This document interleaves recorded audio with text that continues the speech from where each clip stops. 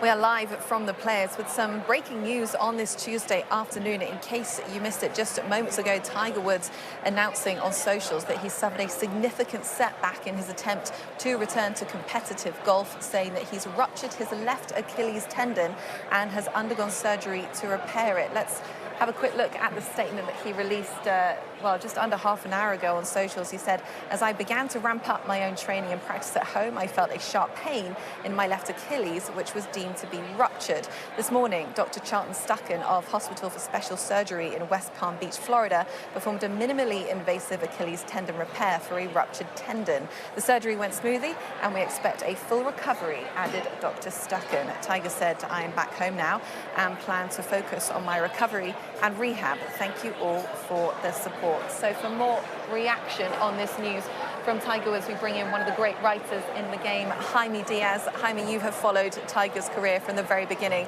As of this year, he obviously had eyes on returning to competition in this championship season. How much of a setback do you think this is? Well, it's a huge setback. He probably loses this year. I mean, there's certainly been examples of people coming back sooner from Achilles tendons, but you know, at his age and with all the things that he has to do to train and make that so difficult, I don't see a real quick recovery. But it was good news that it was minimally invasive, and it was, I think in his case, good news that it was his left leg and not his right, because his right's the one that was damaged so badly in the car accident. So I think there's still hope for Tiger to play some golf down the road here. Maybe the focus goes to the PGA Tour champions, where he would like to set a record at the U.S. Senior Open by winning the most USGA events if he were happen to win that championship. He's got things to play for. I think being around with Charlie and sharing the game of golf with him, I think is something that he probably gets a lot of fulfillment from, and I think he'd still want to play golf, but I still think he has an itch to scratch when it comes to competitive golf. I think he still thinks he has something in him, and I don't see him just walking away without it certainly testing this very seriously. Yeah, which I find interesting, because I think a lot of golf fans who would see the accumulation of injuries that Tiger has had and said, just give it up. I mean, your legacy is already secure.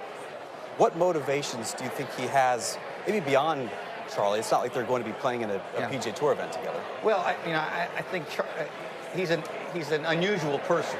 He's a genius, number one, at what he does, and that's hard to give up, I think. But he, in the way he plays, he never quits. I think he just feels like you just go until you can't go any longer, and there's no point unless you're really, truly, in some way destroying your legacy, which I think is far from that, of course.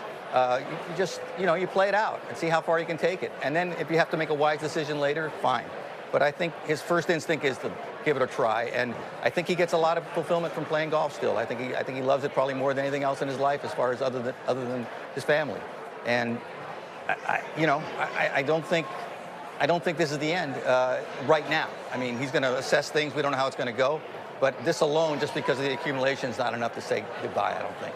Jaime, as you've covered Tiger's career through the last 30, even 40 years, what has it been like covering the last sort of 10 years where it's just been surgery after injury? What has that been like to see the fall from grace that we have a little bit from Tiger? Yeah, well, it's diametrically opposed from those first years when he as an amateur even, and then those first 10 years as a pro were incredible, all the way to 2008 were just, some of the most historic years, arguably the greatest golf ever played. And since then, I mean, he's had his triumphs, but definitely there was a decline in who Tiger Woods was as a golfer and what his record was. And so it's been difficult. I think, life just throws curveballs at you, and I think he's continued, with full effort all the time. But the magic hasn't been there to the same extent. And we all remember the magic, and I think that's what makes us want him to continue to play, to keep recapturing it somehow, not just for him, but for us. And so it is kind of emotionally difficult to see these hardships. But then when he has the comeback, like 2019 Masters, I mean, it's such an amazing, kind of inspirational story. So maybe another one of those is still in the offing. Yeah. Jaime, as I sit here and struggle with what I really think about Tiger right now, and there's a part of me that really thinks now is the time for him to stop playing. I'm not totally 100% sure that I believe that yet, but I will say this. You used the word fulfillment a couple of times, and I'm just wondering if you think there's a reason or some hesitancy that he doesn't believe that the tremendous work he does with his foundation, the stuff that he does for kids all over the world, that wouldn't be fulfilling enough for him as time goes on. It probably won't be while he's still playing competitively, but don't you think that would change pretty quickly? Sure, it could, and I think he is already multitasking, so to speak. I think he's given himself over to the PGA Tour much more than he ever had. This is a moment of crisis. This is a moment where he's risen up like a top player in the game. I think he thinks is kind of a duty, and I think he's getting some fulfillment from that, especially if there's a good result. And, you know, the foundation's been there a long time, and I think that's offered him some balance, but I still think he's a golfer. And, you know, I really think the thing that I always got from covering Tiger was how much he loved the game. Not just playing it, talking about it, thinking it, studying other players, the mystery of it, how do you get better? And I think that's still there inside of him, and I think he's now living it with Charlie. And so I think the game of golf competitively is still something that he gets a lot from and still wants to at least test and not say goodbye unless, you know, the doctors tell him, hey, this is impossible, and he'll accept that. But until he accepts it, I think golf is still in his life. I mean, you mentioned Tiger's other role as a member of the PGA Tour Policy Board. How much do you think that Tiger's legacy, both on and off the golf course, is hinging on the outcome of a possible deal between the PGA Tour and the Sox? Well, it has a good chance of enhancing his legacy and giving him something of an Arnold Palmer kind of stature in a way. Arnold Palmer stood up, you know, to Greg Norman back in '94, and Jack and Arnold separated from the PGA of America. And, you know, that's what great players do at the top of the game is lead.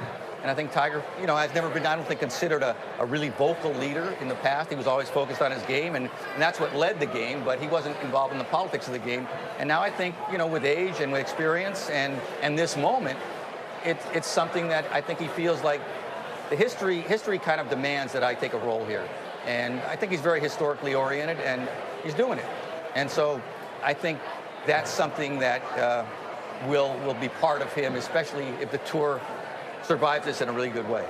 Yeah, it's not just his voice in terms of the future of the PGA Tour and the legacy that he's protecting. He's also investing in the future when it comes to investments in TGL. I mean, that is all about trying to inspire the next generation to get into the game and just bring some entertainment to golf. I'll go to the youngest person on the desk, Lab, but how successful do you think Tiger has been as he continues to try and just tell the world to come and play golf, and it's for everybody. It doesn't matter who you are. Well, I think it's a testament to TGL's potential staying power that Tiger and Rory's team, the two co-founders of that league, did not make the TGL playoffs, and yet I still think most people, maybe not a smashing success, but certainly a great first year for the startup. And so I think that has been energizing for him. To Jaime's point, I think it's been galvanizing to be part of something bigger than himself with the PGA Tour Policy Board as well. And so I think those sorts of areas of Tiger Woods' life outside the ropes can bring him fulfillment if he's not able to play majors with the same sort of regularity.